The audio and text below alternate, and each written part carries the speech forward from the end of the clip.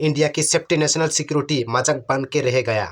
मैं आपको झूठ नहीं बोल रहा हूँ, बट जरा इस वीडियो को देखो। ভিসা লাগবে না, কোনো প্রকার পাসপোর্ট লাগবে না, আমি এখন ভারতে ঢুকে যাব। वीजा लगबे ना, पासपोर्ट लगबे ना, डायरेक्ट इंडिया घुस सकता है, वो भी बिल्कुल फ्री। भारत के बॉर्डर में एंट्री करके दिखाता हूँ। ये सब है एक बांग्लादेशी यूट्यूबर दिलवर हुसैन, जिसने पिछले महीने में यूट्यूब पर वीडियो अपलोड की, जिसमें ये लिटरली डेमो देकर सिखा रहा है कि कोई भी फॉरेनर इंडिया में इलीगल से कैसे घुस सकता है। और फिर दूसरी बांग्लादेशी यूट्यूबर टासन रकूब, ये भी ओपनली डेमो देकर ऐसा दिखा रहा है कि बस छोटी तारों से कूद दिया तो भारत के अंदर पहुंच जाओगे। এখন হচ্ছে অলরেডি ইন্ডিয়াতে আছি, এটা হচ্ছে কাটাতার ছিল।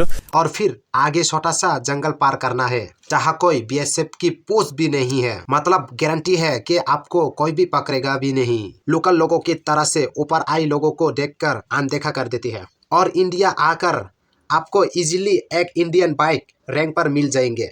তো এখন হচ্ছে একটু ইন্ডিয়ান বাইক চালাবো। एक ऐसा वीडियो जो क्लियरली एक क्रिमिनल एक्टिविटी, एक इलीगल एक्टिविटी को प्रमोट कर रहा है। उस वीडियो को यूट्यूब पर अपलोड करते हुए 2 साल हो चुका है। उस वीडियो पर 1.5 मिलियन से भी ज्यादा व्यूज आ चुका है, लेकिन अब तक इस पर इंडियन अथॉरिटी ने क्या किया? No action at all. तो आखिर क्यों अब तक एक्शन क्यों नहीं लिया और सरकार भी नहीं लिया? और आपको क्या लग रही है कि ये प्रॉब्लम तो मेजरली त्रिपुरा में ही होकर रहेगी? हमें ये बात सरकार तक पहुंचाना बहुत जरूरी है। लेकिन ये प्रॉब्लम सिर्फ त्रिपुरा में नहीं, ये आज बांग्लादेश से इंडिया के पूरी राज्य में फैल चुका है। महाराष्ट्र, उत्तराखंड, झारखंड, त्रिपुरा, यहाँ तक कि नॉर्थ ईस्ट स्टेट्स में भी उनकी फैलने की आपको कई केसेस मिल जाएंगे। हमारी भारत में ये हाल है, या फिर हाल में 200 फर्जी आधार कार्ड फेंके हुए पकड़ी गई है। और सेम राजधानी दिल्ली का भी हाल यही है। ये वीडियो है दिल्ली का शाहीन बाग एरिया का, जहां पर इस यूट्यूबर ने बस इस 5 मिनट तक रैंडमली कम से कम उन्होंने 20 लोगों को पूछा कि वो कौन सी देश की है, और सभी ने एक ही जवाब दिया, बांग्लादेश। बांग्लादेश से शाहीन बाग में आप? हाँ। आप बांग्लादेश? बांग्लादेश से। आप बांग्लादेश से? आप कहाँ से? बांग्लादेश। कहाँ से आए हैं? बांग्लादेश से आए हुए हैं। सरकार आप कहाँ से आए हुए हैं? बांग्लादेश। ये area completely illegals Bangladeshi immigrants द्वारा डोमिनेटिव है, और इसलिए आज वहाँ पर उनकी गार्ड्स इतनी बढ़ चुकी है कि वो सीधे अपनी इंडियन अथॉरिटी को ही धमकी दे देती है। सरकार अगर आना चाहे तो नहीं आ सकता। शाहीन बाग का नाम सुना आपने? एक बार बोला अपने मुझे शाहीन बाग, और फिर फील करना कि शाहीन बाग है इसका नाम। अगर आने के लिए बहुत बड़ा जिगरा चाहिए, समझ रहे हो ना? एक दुख की बात है दोस्तों, ये इंडिया आज एक तरफ से crime capital of the world बनते जा रहा है, लेकिन एनसीबीआर की ऑफिशियली डेटा के मुताबिक क्राइम बाय फॉरेनर में बांग्लादेशी की नंबर सबसे हाई है। टेररिज्म में भी उनका नंबर हाईएस्ट है। लेकिन क्या ये सारी रिपोर्ट आपके सामने आने दी जाती है? उल्टा आप इसमें ममता दीदी की स्टेटमेंट सुन लो। যদি বাংলায় দরজা খটখটানি করে আমরা তাদের আশ্রয় নিশ্চয়ই দেব। दोस्तों कार्रवाई सच्चाई ये है, इंडियन नेशनल सिक्योरिटी को नजर रखते हुए भाई ये जो रास्ता दिखाया गया ना, इलीगली इंडिया में घुसने का ये कोई एक लौटा रास्ता नहीं है, बल्कि 100 रास्ते हैं। और यही सारे कार्रवाई फैक्ट आज इस वीडियो में जितना हो सके मैं आपको दिखाऊंगा, और एग्जैक्टली आपको बताऊंगा कि कौन से अलग राज्य में आती है इंडिया, क्या क्या तरीका अपनाती है पकड़े ना जाए, और अल्टीमेटली कैसे इंडिया में आने के बाद अपना नाम बदलकर इंडियन सिटीजनशिप, इंडियन पासपोर्ट, आधार कार्ड और इवन रिजर्वेशन के लिए कास्ट सर्टिफिकेट तक बनवा लेती है, और जिसकी बल पर इन्हें रिजर्व गवर्नमेंट का जॉब तक मिल जाती है। अरे जॉब तो छोड़ो यार, पीएम आवास की योजना के तहत इन्हें हमारी गवर्नमेंट घर भी बनाकर देती है। मुंबई सहित पूरे देश में बांग्लादेशी नागरिकों की घुसपैठ एक बड़ी समस्या है। इस तरह की तस्वीर जो है जब सामने आती है तो सवाल ये उठता है कि आखिर घुसपैठियों को लेकर कड़ी कार्रवाई कब होगी? They have no passport, they have no visa. Bangladesh में बैठे बैठे एक वोटर आयडेंटिटी कार्ड बना सकते हो। जवळ 200 लोकांचे आधार कार्ड कचऱ्यामध्ये पडलेले आहेत। लोकल लोग हैं, 2040 तक अल्पसंख्यक हो जाएंगे। शाहीन बाग का नाम सुना आपने?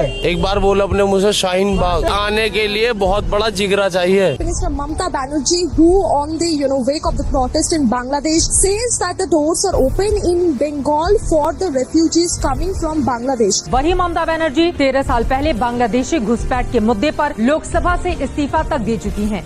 बांग्लादेश से आने वाले घुसपैठिए हिंदुस्तान के लिए संकट हैं। दिलवर हुसैन और टासन रकूब ये दोनों भी इंडिया में मेघालय रूट से घुसा है, जहां पर बेसिकली ये इलीगल इमिग्रेंट्स करेंचान, जिससे मेघालय बॉर्डर के थ्रू इंडिया आती है, फिर वहां से आसाम, त्रिपुरा और नागालैंड चले जाती है एंड फाइनली कोलकाता पहुंचकर फैक्स डॉक्यूमेंट इकरू करके वो वहां पे हमेशा नहीं रहती है, बल्कि तुरंत दिल्ली या किसी साउथ इंडियन स्टेट में जाकर सेटल हो जाती है। दूसरा रोड हमारी त्रिपुरा वाली रोड, क्या ये एरिया डेंसली फॉरेस्ट से कवर है और इसलिए इन एरिया में इन्फिल्ट्रेशन काफ़ी आसान हो जाती है।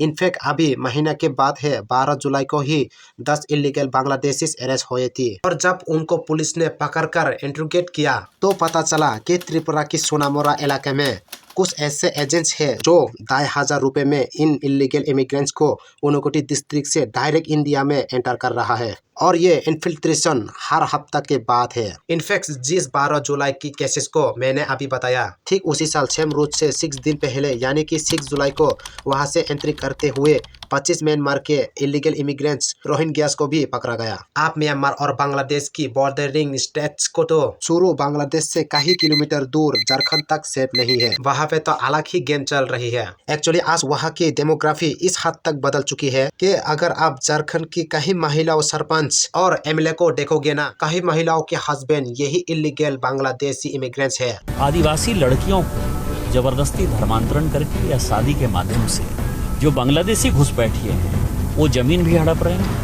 वो उनके साथ शादी भी कर रहे हैं, उनका धर्म परिवर्तन भी करा रहे हैं। वहाँ पर क्या होता है कि गवर्नमेंट ने कुछ सीट्स रिजर्व करके रखी है ट्राइबल ऑटो के लिए, तो उसी के साथ फायदा उठाते हुए ये लोग लोकल आदिवासी महिलाओं के साथ शादी कर लेती है और फिर जब वो औरत लोकसभा पंचायती जीत जाती है तो इनडायरेक्टली उनकी इलीगल इमिग्रेंट्स पति उस एरिया को रूल करते वहाँ की पॉलिटिक्स को डिक्टेट करती है। आज क्या हो रहा है, बांग्लादेश का घुसपैठ हमारे यहाँ लगातार बढ़ रहा है।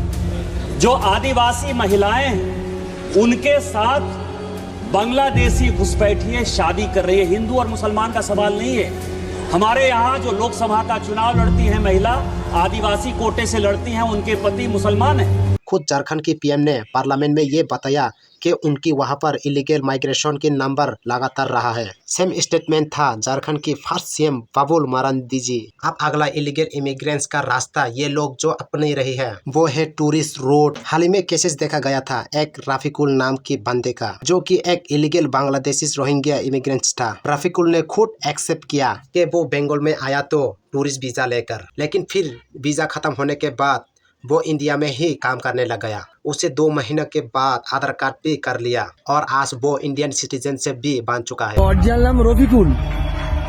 তা তুমি বাংলাদেশ থেকে এসছো কবে? 2 মাস। তা 2 মাস থেকে আসার পর তোমার আধার কার্ড হয়ে গেছে। और इसलिए आपको देखोगे ना तो बांग्लादेश से इंडियन टूरिस्ट वीजा पर आने वाले लोगों के नंबर काफी हाई है।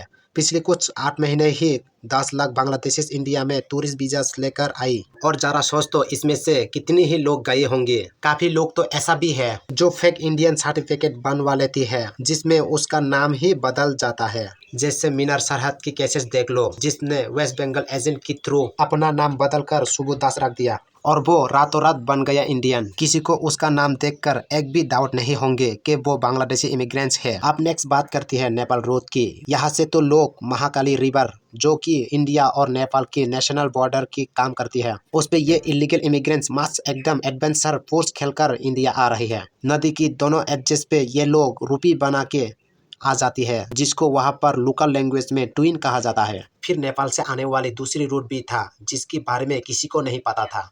इनफैक्ट एक नीदरलैंड की ब्लॉगर ने इससे डिस्कवर किया। उनका कहना था कि वो एक दिन नेपाल से इंडिया ट्रेवल कर रही थी, पर गलती से वो इंडिया पासपोर्ट पर इमिग्रेशन स्टैंप लिए इंडिया की बस में चढ़ गई और हफ्ते भर इंडिया में रही, लेकिन किसी ने भी उसका पासपोर्ट एक बार भी चेक नहीं किया। ये बताता है कि नेपाल में हमारी सिक्योरिटी फोर्स कितनी लियंटली चेकिंग कर रही है।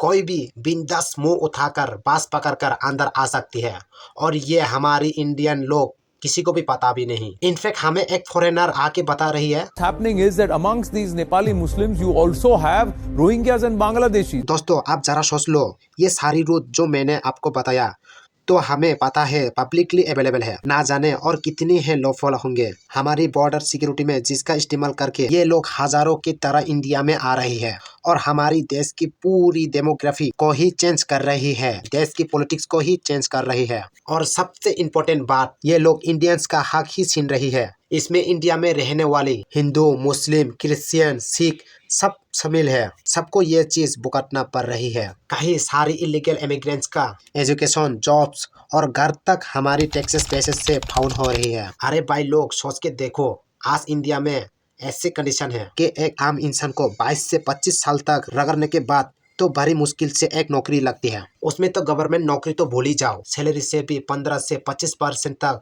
गवर्नमेंट काट के ले जाती है। फिर सारी जिंदगी मेहनत से, ईमानदार से पैसा कमाने के बाद बड़ी मुश्किल से 40 से 50 साल में कहीं जाकर घर एक खरीदने के लिए काबिल बन पाता है। लेकिन वहीं पर दूसरी इलीगल इमिग्रेंट्स, ऐसे कितना केसेस मिल जाएंगे आपको जहाँ पे पीएम अटल आवास योजना के तहत इन इलीगल इमिग्रेंट्स को घर मिल चुका है। कितनी तो रास्तों पे, बस स्टॉप में, रेलवे की पटरियों में तक अपना घर बसा लेती है और फिर कुछ महीना वही रहने के बाद बोलने लगती है कोर्ट के एक ऑर्डर ने 400,000 इलीगल इंक्रूसर्स के परिवारों को रेलवे की जमींदार कर दी। और फिर जॉब्स, आज हम कह रहे हैं अनएम्प्लॉयमेंट पीक पर है, इंडियन यूथ के पास जॉब नहीं है। लेकिन अनफॉर्चुनेटली गवर्नमेंट जॉब में भी SC ST के लिए जो सीट रिजर्व रहती है, उनमें भी ये इलीगल इमिग्रेंट्स अपनी फेक कास्ट डॉक्यूमेंट दिखाकर वो रिजर्व जॉब तक ले लेती है। और सबसे बड़ी बात तो यह है, इंडिया में आतंक फैलाने वाले, दंगा भड़काने का और क्राइम करने में भी इलीगल इमिग्रेंट्स सबसे आगे है। 2018 में पुणे ATS ने 5 इलीगल बांग्लादेशी इमिग्रेंट्स को अरेस्ट किया क्योंकि ये लोग टेरर ऑर्गेनाइजेशन अल-कायदा के लिए इंडिया में टेरर ऑपरेशन कैनअप कर रही है। रिसेंटली अभी NIA ने 10 बांग्लादेशी इमिग्रेंट्स के खिलाफ चार्जशीट फाइल किया क्योंकि ये लोग इंडियन मुस्लिम को भड़काकर इंडिया के खिलाफ एक रिलीज वॉर प्लान कर रही थी। इनफैक्ट इंडियन सॉइल पर सबसे ज्यादा क्राइम करने वाली फॉरेनर से भी बांग्लादेश ही सबसे टॉप पर है।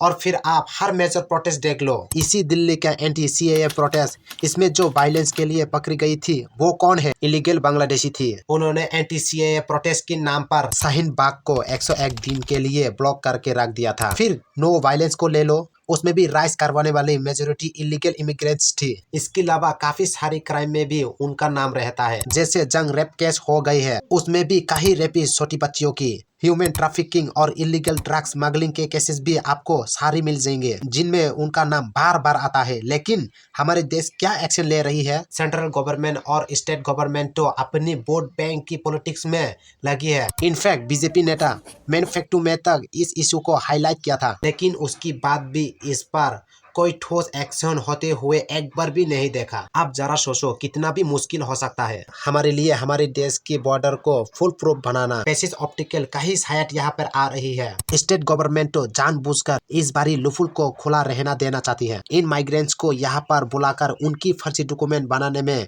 उनकी मदद जो हो रही है, ताकि फिर ये इंडिया की इलीगल वोटर बन जाए और सरकार इन्हें फिर भी इस बात कर इनकी वोट ले सके। हर एक राज्य की, हर एक शहर में, हर एक टाउन में एक ना एक नेता जरूर है जिसका वोट बैंक यही इलीगल इमिग्रेंट्स पर डिपेंडेंट है। बस आप सोचो, उसने अपनी दाम पर सिर्फ 5 से 6 हजार इमिग्रेंट्स को भी अपनी टाउन में भी भर दिया, इलेक्शन में जीत पाक की। और इसलिए दोस्तों, हम सभी को मिलकर इस मुद्दे पर आवाज उठाने पड़ेंगे। और सिर्फ आवाज ही नहीं उठाना है, बल्कि इसमें कहीं ना कहीं हमारा भी थोड़ा योगदान हो जाता है। और इसलिए हमें अपनी लेबर पर भी थोड़ी चेंजिंग लेके आने होंगे, हमारी थोड़ी सोच बदलने होंगे, क्योंकि कहीं ना कहीं इसमें हमारी भी जिम्मेदार है। दोस्तों आप सोचो, इंडिया जैसे देश में जहां पर आप 100 करोड़ की आबादी है, लेकिन आज भी लाखों लोगों को 2 वक्त की रोटी नसीब भी नहीं होती। हमारे देश की 50% पढ़े लिखे युवा आज बेरोजगार बैठा हुआ है। 140 करोड़ आबादी में से सिर्फ 2% लोग ही टैक्सेस भरती है, और उस पैसों से जो इंफ्रास्ट्रक्चर बनता है